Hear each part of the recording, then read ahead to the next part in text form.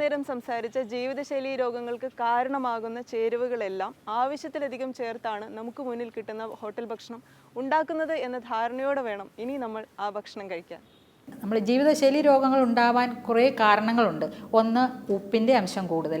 രണ്ട്, മസാലകൾ, അതുപോലെ എരിവ്, അതുപോലെ തന്നെ നല്ല കൊളസ്ട്രോളിൻ്റെ അഭാവം, ചീത്ത കൊളസ്ട്രോൾ വളരെയധികം ഉണ്ടായിരിക്കുക, ഫ്രീ റാഡിക്കൽസ് അമിതമായിട്ടുണ്ടായിരിക്കുക, മൈദയുടെ അതിപ്രസരം, പഞ്ചസാരയുടെ അതിപ്രസരം, പിന്നെ ഒപ്പം നാരുകളുടെ അഭാവവും ശരിയായിട്ടുള്ള ആൻറ്റി ഓക്സിഡൻറ്റ്സ്, പോളിഫിനോൾസ്, ഫ്ലേവനോയിഡ്സ് ഇവയുടെയൊക്കെ അഭാവം ഈ ഹോട്ടൽ ഭക്ഷണത്തിൽ നന്നായി നമ്മൾക്ക് കാണാൻ കഴിയും. ശരിക്കും ഹോട്ടൽ ഭക്ഷണത്തിൽ ഏറ്റവും പ്രധാനമായി നമ്മൾ ശ്രദ്ധിക്കേണ്ടത് സോഡിയം കണ്ടൻ്റാണ്. സോഡിയം എന്ന് പറയുന്നത് നമ്മുടെ ശരീരത്തിൽ വെറും 3 ഗ്രാം മതി. ഒരു ദിവസത്തേക്ക് 3 ഗ്രാം സോഡിയം വേണ്ടെടുത്ത് നമ്മൾ എത്രത്തോളം സോഡിയം കണ്ടൻ്റാണ് കഴിക്കുന്നത്. സോഡിയം എന്ന് പറയുമ്പോൾ ആ സച്ചല്ല, ഇപ്പോൾ ഉപ്പ് എന്ന് പറയുന്നത് അതിനകത്ത് സോഡിയം ക്ലോറൈഡ്, അത് സോഡിയം ഉണ്ട്. അതോടൊപ്പം തന്നെ നമ്മൾ സോസസ് കഴിക്കുന്നു, സോസ്, അതുപോലെ അജിനോമോട്ടോ, ഇതിലെല്ലാം തന്നെ സോഡിയമുണ്ട്. അതുപോലെ മറ്റുള്ള പ്രിസർവേറ്റീവ്സ് അടങ്ങിയ ഭക്ഷണങ്ങൾ അതിനകത്ത് സോഡിയമുണ്ട്. അതുപോലെ മറ്റുള്ള പാക്ഡ് ഫുഡ്സ് എല്ലാത്തിനകത്തും സോഡിയം എന്ന് പറയുന്ന ഒരു മെയിൻ ഇൻഗ്രീഡിയൻ്റ് ആയിട്ട് വരുന്നു. ഇത് നമ്മളുടെ ശരീരത്തിൽ വെള്ളം കെട്ടി നിർത്തുന്നു. ഇത് one of the main cause for all life style disorders ആണ്. ഗോതമ്പിൽ നിന്ന് നാരുകൾ നീക്കി സംസ്കരിച്ചെടുക്കുന്ന പോഷക ഗുണങ്ങൾ തീരെയില്ലാത്ത മൈദയിൽ ധാരാളം എണ്ണയും ചേർത്ത് പാകപ്പെടുത്തിയെടുക്കുന്നവയാണ് ഒട്ടുമിക്ക ഫാസ്റ്റ് ഫുഡ് വിഭവങ്ങളും. പൊറോട്ട, നൂഡിൽസ്, ബിസ്ക്കറ്റ്, ബേക്കറി പലഹാരങ്ങളിലൊക്കെ പ്രധാന ഘടകം മൈദയാണ്. 2 ആഹാരങ്ങൾ മലയാളികൾ ഏറ്റവും ഇഷ്ടപ്പെടുന്നത്, ഒന്ന് പൊറോട്ടയും 2 കപ്പയുമാണ്.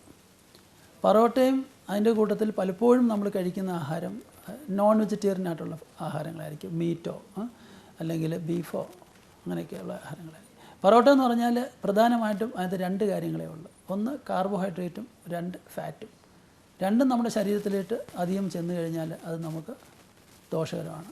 ഫാറ്റ് കൂടുതലായി കഴിഞ്ഞാൽ കൊഴുപ്പായിട്ട് അടിയപ്പെടുകയും, കാർബോഹൈഡ്രേറ്റ് കൂടുതൽ കഴിഞ്ഞാൽ പലപ്പോഴും നമ്മൾക്ക്, അല്ലെങ്കിൽ ഇങ്ങനെയുള്ള മൈദ പോലെ സാധനങ്ങൾ ചെന്ന് കഴിഞ്ഞാൽ പലപ്പോഴും നമുക്ക് കുടവയറ് പോലെയും അല്ലെങ്കിൽ അധികമായ കാർബോഹൈഡ്രേറ്റ് ശരീരത്തിൽ സ്റ്റോർ ചെയ്യുന്നത് പലപ്പോഴും ഫാറ്റായിട്ടായിരിക്കും. ഗോതമ്പിൻ്റെ വേസ്റ്റ് അല്ലേ മൈദ?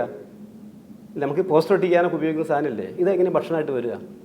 ഗോതമ്പ് തയ്ക്കാൻ 3 മണിക്കൂർ മതി, പക്ഷേ അതോടൊപ്പം തന്നെ മൈദ തയ്ക്കാൻ 16 മണിക്കൂർ വേണം. അപ്പോൾ ഈ 16 മണി ശരീരത്തിനകത്ത് അധ്വാനം നടക്കുന്നു. അപ്പോൾ ഗോതമ്പ് നിരോധിച്ച് എന്താ സംഭവിക്കുക? അല്ല, മൈദ നിരോധിച്ച് എന്താ സംഭവിക്കുക? ഇവിടെയുള്ള ബേക്കറി മുഴുവൻ അടച്ചു പോകും. ബേക്കറി പൂട്ടിയാലോ അടുത്തുള്ള മെഡിക്കൽ സ്റ്റോർ അടയ്ക്കും. കാരണം മെഡിക്കൽ സ്റ്റോറിൽ നിന്ന് മരുന്ന് വേണമെങ്കിൽ ബേക്കറി പലഹാരം വാങ്ങിയിട്ട് കയറും. അപ്പോൾ ഇതൊക്കെ കൂട്ടിച്ചേർന്ന് പോകുന്ന സംഭവങ്ങളാണ്. മൈദ എന്ന് പറയുമ്പോൾ അത് ഗോതമ്പിൻ്റെ ഒരു വകഭേദം തന്നെയാണ്. പക്ഷേ അതിനകത്ത് ഒട്ടും നാരുകളേ ഇല്ല. നാരുകൾ എന്ന് പറയുന്ന സാധനം ശരീരത്തിൻ്റെ ചൂലുകളാണ്. നമ്മളുടെ ശരീരം ഓരോ നിമിഷവും വൃത്തിയാക്കാനും ശുചിയാക്കാനും നാരുകൾ അത്യാവശ്യമാണ്, പ്രത്യേകിച്ചും നമ്മളുടെ വയറിൻ്റെ ഭാഗം. ഈ നാരുകളുടെ അഭാവം കൊണ്ടുണ്ടാകുന്ന അസുഖങ്ങൾ വളരെ അധികമാണ്. ഏറ്റവും പ്രധാനമായിട്ടുള്ളത് ഭയങ്കര കോൺസ്റ്റിപ്പേഷൻ, അതായത് മലബന്ധം ഉണ്ടാകുക, അതോടൊപ്പം തന്നെ പഴയ മലം കെട്ടി നിൽക്കുകയും ക്യാൻസർ ഉണ്ടാവാനുള്ള സാധ്യതയും വളരെയേറെയാണ്. ഈ നാരുകൾ ഇല്ലാതെയുള്ള ഭക്ഷണം, നാരുകളില്ലാത്ത ഭക്ഷണമാണ് മൈദ. അതുപോലെ തന്നെ ഓയിൽസ് എല്ലാം നാരുകളില്ലാത്തതാണ്. നമ്മളുടെ ഇറച്ചി വകകളെല്ലാം തന്നെ നാരുകളില്ലാത്തതാണ്. അരിയിലും 100 ഗ്രാമിൽ വളരെ 1-2 ഗ്രാം മാത്രമാണ് നാരുകൾ. അപ്പോൾ നാരുകളുടെ ഒരു സ്രോതസ് നമ്മൾ എല്ലാ ദിവസവും ഭക്ഷണത്തിൻ്റെ ഭാഗമാക്കണം. ഏതാണ്ട് 3000-ഓളം രാസപദാർത്ഥങ്ങൾ ഭക്ഷ്യവസ്തുക്കളിൽ അഡിറ്റീവായി ഉപയോഗിക്കുന്നുണ്ട്. ഇത്തരം രാസവസ്തുക്കൾക്ക് അനുവദനീയമായ സുരക്ഷാ ഉപയോഗ പരിധിയുണ്ട്. പക്ഷേ ആ പരിധി വിട്ടുള്ള ഉപയോഗമാണ് ജങ്ക് ഫുഡ്സിനെ വില്ലന്മാരാക്കുന്നത്. നിറത്തിനായി ഉപയോഗിക്കുന്ന ടാർട്ടാസിനും ഫോസ്ഫേറ്റുകളും പേശികളുടെ പ്രവർത്തനം അമിതമായി വർദ്ധിപ്പിക്കുന്നു. കാർബണേറ്റഡ് ഡ്രിങ്ക്സിൽ ചേർക്കുന്ന കഫീൻ അമിതമായി ശരീരത്തിലെത്തിയാൽ മൂത്രം വഴി കാൽഷ്യം ധാരാളമായി പുറന്തള്ളപ്പെടും. ആഴ്ചയിൽ 2 ചെറിയ കുപ്പി കാർബണേറ്റഡ് ഡ്രിങ്ക്സ് വീതം അകത്ത് ചെല്ലുന്നുണ്ടെങ്കിൽ പാൻക്രിയാറ്റിക് ക്യാൻസറിനുള്ള സാധ്യത നിങ്ങളിൽ ഇരട്ടിയാണ്. ഹോട്ടൽ ബിസിനസ് എന്ന് പറഞ്ഞാൽ ഒരു ലാഭകരമായ ബിസിനസ്സിന് വേണ്ടിയാണല്ലോ അവർ നടത്തുന്നത്. അതുകൊണ്ട് പലപ്പോഴും അതിനകത്ത് ചില ഒരു കോംപ്രമൈസൊക്കെ ക്വാളിറ്റിക്കകത്ത് വന്നിരിക്കാം. അത് നമ്മൾ നിർബന്ധമായിട്ടും ആ ക്വാളിറ്റി അസസ്മെൻറ്റ് അല്ലെങ്കിൽ ആ ക്വാളിറ്റി കെയർ പ്രത്യേകിച്ചും നടത്തിയിരിക്കണം എന്നുള്ളത് യാതൊരു സംശയമില്ല. അത് ചെയ്യേണ്ടത് ഗവൺമെൻറ്റോ അല്ലെങ്കിൽ അതുമായിട്ട് ബന്ധപ്പെട്ട ഏജൻസികളോ ആണ് നടത്തിയിരിക്കേണ്ടത്. അത് ഉപഭോക്താവിന് നേരിട്ട് ചെയ്യാവുന്ന ഒരു കാര്യമല്ല. പലപ്പോഴും ഉപയോഗിക്കുന്ന സാധനത്തിൻ്റെ ക്വാളിറ്റിയെക്കുറിച്ച് നമുക്ക് മനസ്സിലാക്കാൻ പറ്റത്തില്ല. ഇതിനകത്ത് എല്ലാം വിടും. വെജിറ്റേറിയൻ ഫുഡും നോൺ വെജിറ്റേറിയൻ ഫുഡും ഉപയോഗിക്കുന്ന എണ്ണകൾ വീണ്ടും റീയൂസ് ചെയ്യുന്നുണ്ടോ, അല്ലെങ്കിൽ ഉപയോഗിക്കുന്ന മസാലകൾ ഇങ്ങനെ പല പല കാര്യങ്ങൾ. പിന്നെ പ്രത്യേകിച്ച് ഇപ്പം നമ്മൾ കണ്ടുവരുന്ന വേറൊരു പ്രശ്നം എന്ന് പറഞ്ഞാൽ ഈ ടേസ്റ്റ് മേക്കേഴ്സ്, ആഹാരം രുചികരമാക്കാൻ പല കാര്യങ്ങളും അതിനകത്ത് ഉപയോഗിക്കാറുണ്ട്.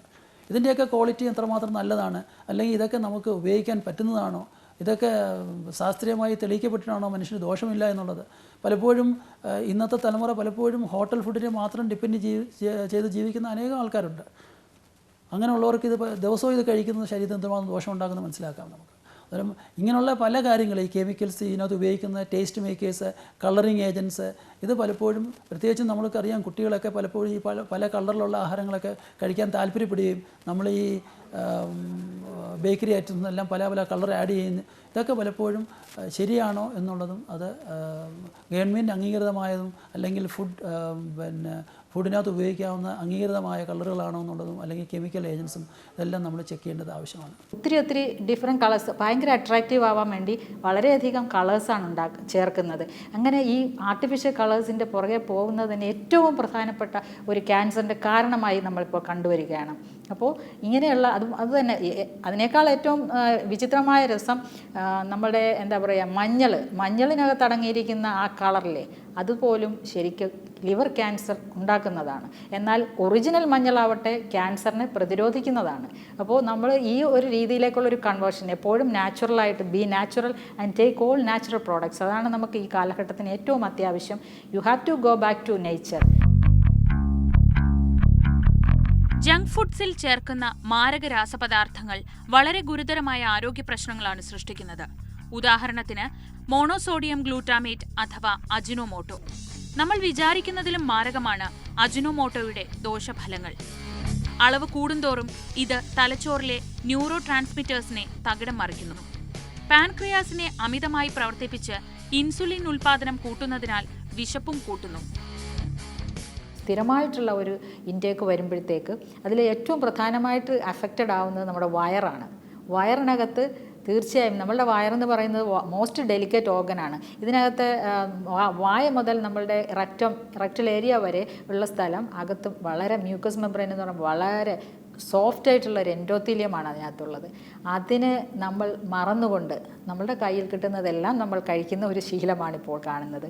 അത് തീർച്ചയായും ഒരു അഡ്വേഴ്സ് എഫക്റ്റ് ആദ്യമായി ഉണ്ടാക്കുന്നത് നമ്മുടെ വായിൽ തന്നെ അൾസർ ഉണ്ടാവാം. അതായത് ആഫ്റ്റേഴ്സ് അൾസർ എന്ന് പറയും. എപ്പോഴും ഇങ്ങനെ വായ്ക്കകത്ത് പുണ്ണുണ്ടാവുക, അത് ഈ ഭക്ഷണത്തിൻ്റെ ഭാഗമാണ്. അതായത് നമ്മൾ ഇതിനകത്തുള്ള artificial sweetener, artificial colours, Ajinomoto, ഈ സാധനങ്ങളൊക്കെയും തന്നെയും മ്യൂക്കസ് മെംബ്രെയിന് ഏറ്റവും കൂടുതൽ ഹാനികരമാക്കുന്നവയാണ്. അപ്പോൾ അതുപോലെ തന്നെ വയറിനകത്ത് പെപ്റ്റിക് അൾസർ അല്ലെങ്കിൽ ഗ്യാസ്ട്രൈറ്റിസ്, ഭയങ്കരമായിട്ട് ഹാർട്ട് ബേൺസ്, നെഞ്ചരിപ്പ്, അത് സ്ഥിരം ഒരു പ്രശ്നമാണ് എല്ലാവർക്കും.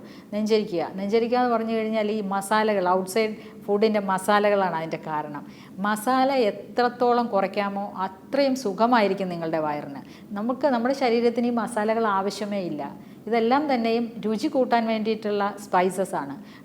ഏതായാലും എരിവ്, അതുപോലെ തന്നെ പുളി, മുളക്, അതുപോലെ എന്താ പറയുക കൂടുതൽ ചൂടുള്ള സാധനങ്ങൾ, അതുപോലെ തന്നെ ഈ സോസ്, മറ്റുള്ള അജിനോമോട്ടോ, ഇവയെല്ലാം തന്നെയും അജിനോമോട്ടോ ക്യാൻസർ ഉണ്ടാക്കുക എന്നല്ല, അതിനകത്ത് ക്യാൻസർ അല്ല ഉണ്ടാവുന്നത്.